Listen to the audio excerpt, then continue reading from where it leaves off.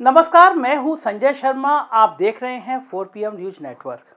उत्तर प्रदेश की राजनीति में रोज एक नए हिचकोरे लग रहे हैं। पता नहीं कहां से दांव आ रहा है, कहां चला जा रहा है, कहां से लहर आ रही है, कहां चली जा रही है। आज मैं बहुत चौंका। दिल्ली के बहुत सीनियर जर्नलिस्ट हैं, मैंने उनको देखकर और पत्रकारिता सीखी है। इतने सीनियर हैं, बहुत विद्वान हैं, योग हैं और राजनीतिक अनुभव बहुत ज़्यादा है।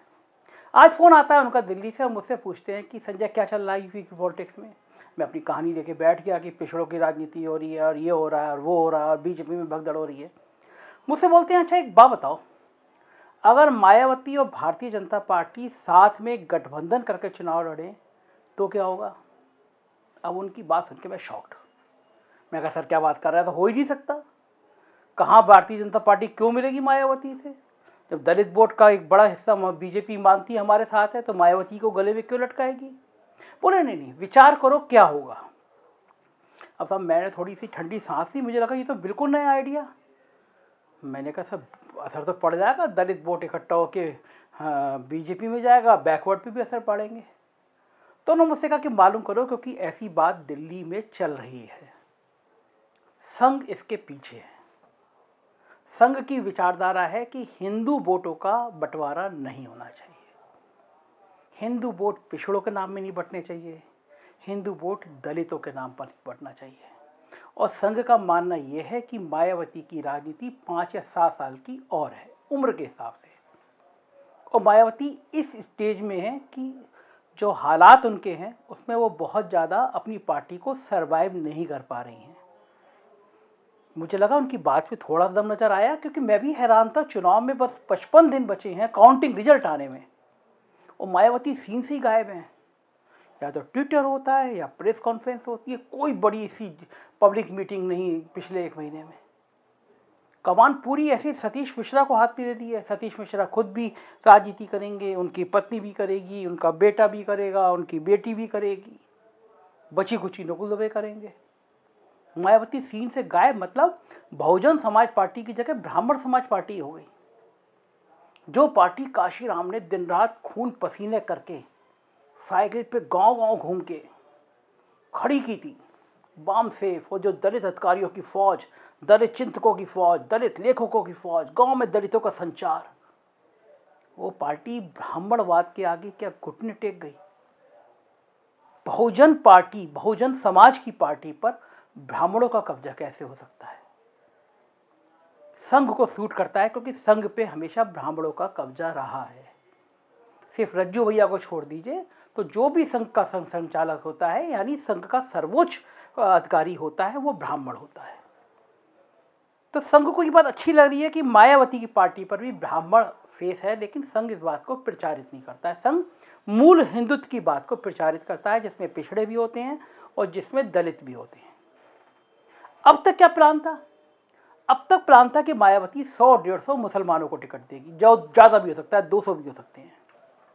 उसके पीछे स्ट्रेटेजी थी, जब मायावती इतनी बड़ी संख्या में मुसलमानों को टिकट देगी तो मुसलमानों में संदेश आएगा, देखो समाजवादी पार्टी इतना टिकट नहीं दे रही है, मायावती ने टिकट दे दिया, तो चलो इस बार मायावती को सपोर्ट करें। लेकिन मायावती समझ गई कि इस बार जो माहौल है उत्तर प्रदेश में, तो मुसलमान बंगाल की तरह चुनाव करने के मूड में आ गया है। उसको समझ में आ गया कि अगर भारतीय जनता पार्टी को कोई हरा सकता है तो वो समाजवादी पार्टी में। और इस बार बहुत अकलमंदी कर रहा है, वो आपको भीड़ में नहीं दिख रहा। बीजेपी परेशान है, क्योंकि वो चाहती है बीजेपी की बहुत सारी टोपियाँ, बहुत सारी दाढ़ियाँ, बहुत सारी ऊंचे वाले पजामे एक जगह नज़र आ जाएं। अगर आपको बहुत सारी दाढ़ियाँ नज़र आ जाएंगी, बहुत सारी छोटी टोपी नज़र आ जाएंगी, तो बीजेपी के कि देखो मुसलमानों ने चुन लिया, मुसलमानों की सरकार आ रही है। तो जो बीजेपी का हिंदू मुसलमान वाला गेम प्लान है वो हिट हो जाएगा। क्योंकि अभी तक योगी आदित्यनाथ कितना भी कह ले 80-20 है और लड़ाई 20-80 की है, मतलब 20 मुसलमान अलग है, 80 हिंदू है, लेकिन चल नहीं पा रहा गांव में। तो इस एंगल से अगर मायावती 200 टिकट देगी और मुसलमान कटेंगे, ये ख्याल था पहले, लेकिन इस दौर में फेल हो रहा है। तो सर का, मेरे बॉस ही कह लीजिए, उनका मानना था कि ये एक प्रयोग हो सकता है। फिर उन्होंने मुझसे कहा, संजय हमेशा याद रखो, राजनीति में असंभव जैसा शब्द नहीं होता। कब दोस्त दुश्मन हो जाए, कब दुश्मन दोस्त हो जाए, राजनीति में कभी कभी असंभव नहीं है। और राजनीति में कोई दोस्त नहीं है और कोई दुश्मन नहीं है। उन्होंने कहा, समझाया मुझे कि कोई सोच सकता था कि गेस्ट हाउस कांड के बाद एक मंच पे मुलायम सिंह और मायावती आ सकते हैं? कोई सोच सकता था कि डिंपल यादव भरे मंच पर मायावती के पैर छू सकती हैं? आज समाजवादी पार्टी को अगर दलितों के बीच में सेंध लगाने का मौका मिल रहा है तो किसी जमाने में उसी मौके को लेकर समाजवादी पार्टी की सबसे बड़ी आलोचना हुई थी। पूरे पार्लियामेंट के चुनाव का नक्शा बदल गया था जब डिंपल यादव ने मायावती के पैर छुए थे और मायावती के भतीजे ने नेताजी के पैर नहीं छुए थे। लेकिन आज दलितों में बहुत फायदा कर रहा है कि देखो, अखिलेश सीधा था। जब लोकसभा चुनाव में गठबंधन हारा था तो अखिलेश कुछ नहीं बोला था, मायावती ने हमला बोला था। दलितों के बीच में संदेश है कि अखिलेश बहुत सुलझा हुआ, पढ़ा लिखा है, जो सबकी बात समझता है। तो राजनीति में छोटी सी घटना, पैर छूने की घटना, आज 2019 के बाद 2022 के चुनाव में 2.5 साल बाद वो फायदा दे रही है।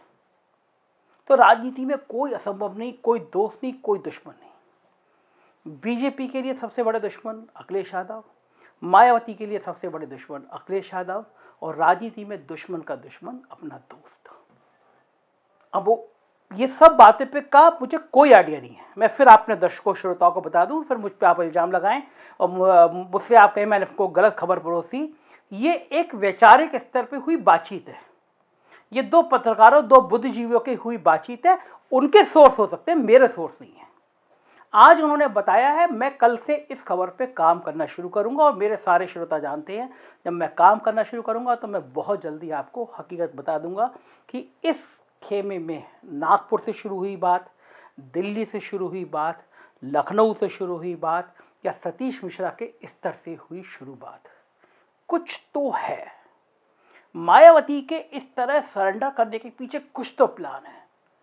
प्लान केवल ये हो जाए कि बीजेपी से मिल जाए, ये भी बहुत ज़्यादा हजम नहीं हो रहा। लेकिन सवाल ये है कि जनरल जो चर्चा होती है, मायावती का टिकट बिकता है, जो 3 करोड़ 4 करोड़ में बात हो रही। आज भी मेरे पास एक फ़ोन आया, 20 लाख, 40 लाख, 50 लाख। अब इन सब बातों का प्रूफ नहीं होता। जो पैसे देकर आता है वो बता देता है, ऐसा भी संभव नहीं है। मेरे ऑफिस में संतोष पांडे जी थे, उन्होंने जरूर कैमरे में कह दिया था कि मेरे 5 करोड़ वापस नहीं हो रहे हैं। उन्होंने टिकट के दिए थे, प्रभारी थे लोकसभा के। लेकिन आमतौर पर जो पैसे देता है इतने बड़े नेताओं को, उसकी हैसियत नहीं होती। हालांकि नसीमुद्दीन सिद्दीकी तो इतने काबिल निकले, उन्होंने मायावती की ऑडियो रिकॉर्डिंग भी करके रखी थी और सुनवा दी थी कि हाँ पैसे चलते हैं। लेकिन कोई इतनी बड़ी नेता का मार्केट शेयर मार्केट की तरह इतना गिरा हुआ हो कि 5 करोड़ की जगह 50 लाख वाले टिकट भी ना हो, ऐसी चर्चा हो, तो जाहिर है उस राजनेता, कम बड़ी राजनेता तो थी नहीं मायावती। मुझे याद है जनसत्ता की वो पहले पेज की खबर कि पता नहीं मायावती को क्या हो गया। वो मायावती जिसके मारे अटल बिहारी वाजपेयी और नरसिंह राव थर थर काँप जाते थे, आज मायावती बदल गई है। तो मायावती का अपना तीखा तेवर, अपनी शैली, और वो मायावती आज सब कुछ सतीश मिश्रा को सबके गायब है। तो कुछ तो चल रहा है। हम पड़ताल जारी रखेंगे कि क्या चल रहा है मायावती और भाजपा के बीच रिश्तों में, क्योंकि ये तो बिल्कुल तय है कि मायावती अलग लड़ें या मायावती भाजपा के साथ गठबंधन करके लड़ें। बिल्कुल आम चर्चा है कि मायावती बीजेपी की बी टीम है। जैसे ओबीसी के लोग कहते हैं कि ओबीसी बीजेपी की बी टीम है, ऐसी दावे के साथ मायावती के लोग कहने लगे हैं कि मायावती बीजेपी की बी टीम है। अब इस ए और बी के बीच में रासायनिक मिश्रण क्या होगा, ये मैं बहुत जल्दी आपको बताऊंगा। आप देखते रहिए 4PM न्यूज़ नेटवर्क, क्योंकि यही चैनल है जो आपको राजनीति की छोटी छोटी अंदर की खबरें बताता है, बेखौफ तरीके से बताता है। सब्सक्राइब करिए, दोस्तों से कहिए जरूर देखें, हमारी मदद कीजिए, इस नंबर पर मैसेज कीजिए, हमारी टीम आपसे सहयोग करेगी। शुक्रिया।